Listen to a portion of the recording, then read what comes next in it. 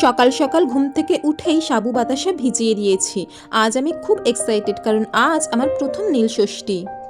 আর তোমরা তো জানোই নীলষষ্ঠীতে কাঁচা আম লাগে, তাই বরকে বললাম গাছ থেকে একটা কাঁচা আম পেড়ে দিতে। তারপর আর কি, ঠাকুরের ডালাটা সাজিয়ে নিয়ে বেরিয়ে পড়লাম মন্দিরের উদ্দেশ্যে, আর সঙ্গে নিলাম ছানাটাকে।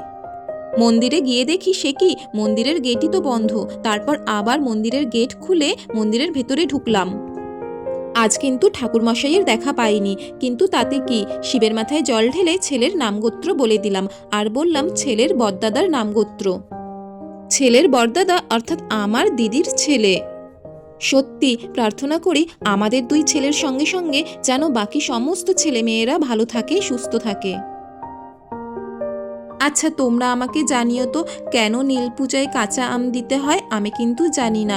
যাই হোক, বাড়ি ফেরার পথে কিনে নিলাম একটা ফান্টা।